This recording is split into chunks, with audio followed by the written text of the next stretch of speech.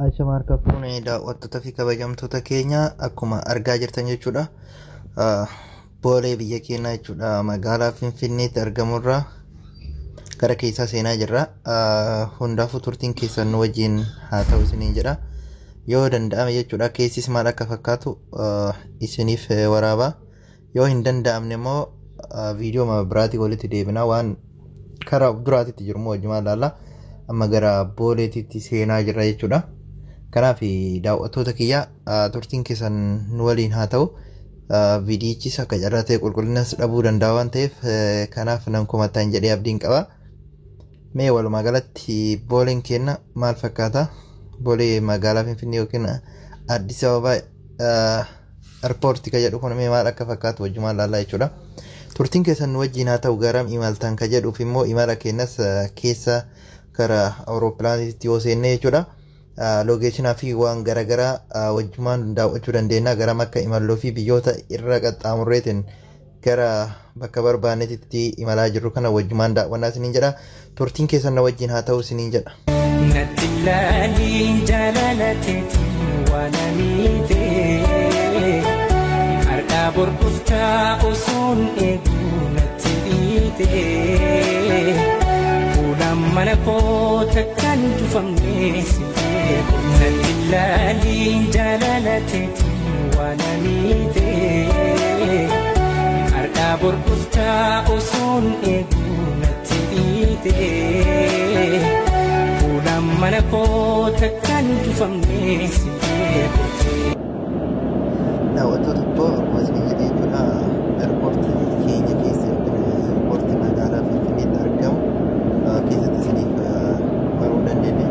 Maaliif yoo jettan haalli achi keessaa isinitti ulfaata waan ta'eef kanaaf waadaa isiniif gala yeroo biraa kan irraa ta'e yoo waggaa imala biraa irratti boolee keenyas isinii waraabaa maal akka ta'e wajjumaan daawwanna jechuudha.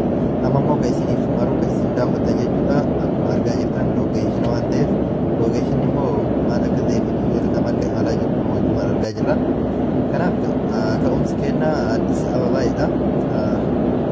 Amma isaa kan akka argamu magaalaa jechuun airpoortii keenya magaalaa Finfinneetti argamu akkuma asirratti argaa jirtan Addis Ababaa jedha. Ka'umsi kun jechuudha.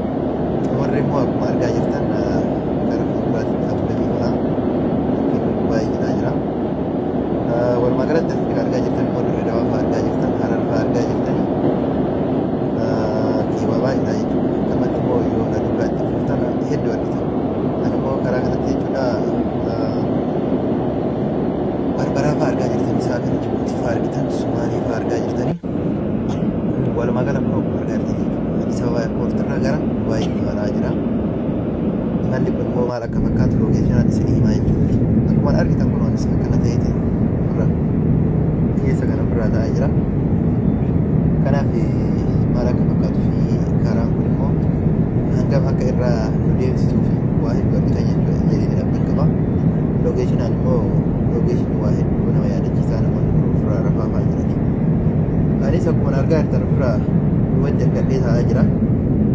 Kanaaf daawwattoota kiyyaa kabajaa fi jaalallaan isiniif qabu guddaadha. Isaan biratti immoo turtii yeroo dheeraa booda karaa onlaayiniittis kan deemite isinis wal arguudhaaf carraa kan argadhe jechuudha. Sa'a kana amma yeroo kanatti jechuudha Hargeysaa geenyee jirra. Lookeeshinarraa argaa jirtanitti keessi isaallee kana fakkaata. Baay'ee namatti tola, baay'ee guddaadha kan ittiin imalaa jirru jechuudha. Kanaaf Itoophiyaarraa hanga magaalaa Jijjigaa bira qaxxaamureetiin Hargeysaa gubbaa jira yeroo kanatti. Kanaaf turtiin gidduu kana hedduu miidhagaa fi hedduu namatti tola, hedduu nama boonsa. Akkuma argitan Hawaasaa jedha, Asallaa jedha, Naaziriit jedha akkuma argaa jirtan kana Dirree Dawaa, Hargeysaa, Barbara, Basaasuu akkuma argitan immoo Basaasuu kana gamaan achi tartanii warri yaaman jirtan jechuudha. Gidduu kanatti baara kana yoo akkanatti argisee ilaalu waa hedduu natti argama. Yeroo duraatiif baara kana gubbaa jechuudha sa'aatii 52 irra deemuudhaan seenaa hin dagatamnedha. Bara sanitti yeroo bakka isin beektan ture sanitti jechuudha. Yaman kun asitti argamu hiriyoottan kiyyaa hedduun isaanii warri Yaman keessatti argamtan akkan isin jaalladhu isin kabaju beektanii akkasuma warri Sumaalee keessa jirtanis Keeniyaa, Saawuz Afrikaa, Suudaan, asii namas Yaman keessa jechuudha. Sanaa warri jiraatanii si jaaladha si kabajaa ta'ii ta'adan mukallaa warri achi jirtan hundi keessan ooyuu jaalala isinii qabu fi kabajaan isinii qabu jechuudha. Ni beeytanii akkasuma jechuudha. Isaa baara kana gubbaa ga'eerratti waa hedduu yaadadhe. Akkuma argaa jirtan akkanatti argitanii lokeeshinaa xiyyaarratti kan fayyadame ni argitan kun sanaa sakkisee faa ilaalaa jira jechuudha. Hedduu keessa warri sanaa keessa jirtan Yaman sanaa jirtan jechuudha. Baay'ee naaf hin danda'amne malee osoo isin eeggatoo isatti tola ture. Mee sirriitti hordofaa sirriitti ilaalame lokeeshina kanaan warreen ilaala warreen sirta jechuu sanaa isinuu wal fuudhuu dadhabe malee hanga sila harkifamuu yoo harkiseeti kanarra naas fuudhile jaalalaa fi kabajaan isinii qabu jechuudha. Daawwattoonni ija warreen Yaman sanaa fi walumaa galatti aadaan ta'iis mukallaa walumaa gala warri Yaman jiraatan jechuudha. Jaalalaa fi kabajaan isinii qabu guddaadha. Warreen eebbifaa jirtan ta'iis akkas jirti. Hunda keessan isin yaadachuudhaaf jecha akkanatti harkiseetu isin akka isin ilaalaa jiru akkuma argaa jirtan jechuudha. Turtii yeroo sanii waa'ee dura yaadachiise godhachuudhaaf jireenya biyya kaanii Yaman sanaa keessa jiraataa ture. Hedduu yaadataan ture. Yoggaa baara kana akkanatti harkiseetu ilaalaa jirtan kana jechuudha. Turtii sa'aatii 52 jechuudha. Jalbaadhaan baara kana gubbaa yoggaa qaxxaamuru waa'ee dura yaadachiise akkuma argaa jirtan mukallaa gadi qaxxaamureetuma akkasitti akkuma lokeeshin argaa jirtan kana jechuudha. Yaman keessa akkasumatti qaxxaamuraa jechuudha. Kanaaf turtiin keessan waliin haa ta'u ammas jechuudha. Kun olaala abduu barumii kanaa jirti. Akkasuma qaxxaamurtaniitiin waa'een keessaa kanaaf hanga xumura qophii keessan wajjin turuun immoo hin dagatinaati jira waa hedduu argitanii. Akkasuma waliin oomaan jiraatanis ilaaltanii jechuudha. Lokeeshinaa yookaan oomaan qaxxaamuru wajjin turaan namaaf irraa kennamas baara hin qaxxaamurre hangama yaan soga xiqqaatee sa'aatii tokko ol jechuudha. Akka baara kanarraa deemne turtiin immoo as gubbaa turuu jechuudha. Turtii sa'a sadii beekamu namaati. Akkuma argaa jirtan kana fakkaataa oomaan kumaas jirti. Sumaalee ta'aa jirti jechuudha. Keeniyaa, Suudaan, Eertiraa karoorrii kanaa jirani. Kana fakkaataa jechuudha. Hedduu nama gammachiisaa, hedduu nama bohaarsaa. Akkuma argitan basaasuu immoo jaaladheetiin basaasuu kana kanatti isinis maxxansee isin waraabatu jechuudha. Warreen karaa seera kanaatiin deema jechuudha. Hedduu isaanii basaasuu kan deemu.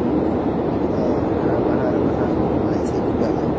Isin birattis immoo baay'isee dheerataa jechuudha. Akka jirutti sanii hojii guddaan sassaasaa sanii akkasuma jaaruudha. Malli bishaan irra deemsa jechuudha. Karaa basaasuutiin immoo sa'aatii ijaa hojjechuudha. Ijaa ol baay'ee guddaadha. Musliin jedhu immoo hanga sa'aatii 50 meetiritti sa'aatii deemtu jira jechuudha. Kanaaf nyaata gola walitti deemnee shaayii qofa akkasuma argatu gola walitti deemnee akkuma argitan laala baara gubbaa kana fakkaata. Egaa silaa keessaa baanee ammas baara gubbaa jira. Lokeeshinni baay'isee nama fayyada. Kan mukallaa osoo hin kenne lokeeshinni gara gadiitti nufa ta'eetiin hubannaa mursiisee waraanillee jedhee na buusuu jira malee sanaa achiin gabbeetiin hiriyoota koo warra Yaman jiran buusuu barbaade qilleensa gubbaratti namaa fidee jedhu waan ta'eef kanaaf namoota biyyaa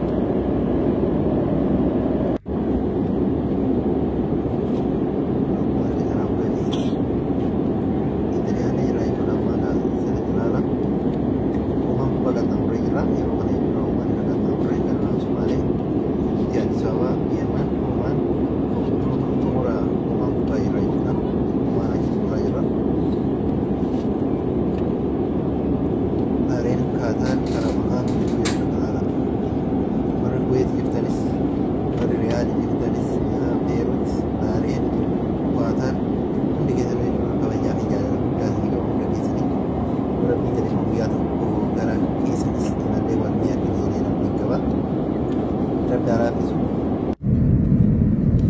Akkuma argitan jechuudha turtiin keenya kana fakkaata. Turrii isaa kana keenya jirra. Ta'umsi xiyyaara keessaa hedduu ulfaataadha sa'aati. Deeqaa 40 jechuun sa'a 3 deeqaa 40 jechuun immoo baay'ee guddaadha. Akkuma argitan jechuudha amma uumaan keessaa ba'u kaanee jirra. Akkasuma hafne uumaan keessaa ba'uudhaaf xiqqoonaaf jabal Muwaaliyaa akka jedhu kanatu gargaaraa jirra. Kanaaf xiyyaarichis waan faalaa deemaa jiru fakkaata garuu immoo zooraa jira waan ta'eef mazooraa barra garagaraa jira. Akkuma argitan turtii sa'a 3 fi daqiiqaa 40 booda gara dirree lafaatitti boona jennee abdii qabna. Kanaaf daawwattoota kiyya warreen Awurooppaa fi Ameerikaa biyyoota hunda keessa teessanii nu daawwattan Qatar, Kuwait, Beirut, Bahrain, Yaman, Oman, Kenya, South Africa, Dubai akkasumas immoo biyyoota addunyaa kanarra teessanii nu daawwattan hundi keessanuu jaalalaa fi kabajaa guddaa isinii qaba. Warri na jaalattanis warri na hin jaalannes immoo hunda keessanuu isin jaaladhaa isin kabaja. Kanaaf imalli keenya gara Dubai jechuudha kana fakkaata. Yeroo dhiyootti immoo waan babbareedaa Dubai maal akka fakkaatuu fi akkam akka jirtu maalirra akka jirtu immoo viidiyoo babbareedaan qoradhee yookiin waraabee isin biraan ga'a. Isin immoo na wajjin turaan immoo affeerraa kiyyaa isinii jedha. Kanaaf hanga xumura qophii kiyyaatti na wajjin tura. Amma hanga ammaatitti uumaan keessaa hin baane xiqqoo mannoo hafe jechuudha ba'uudhaaf.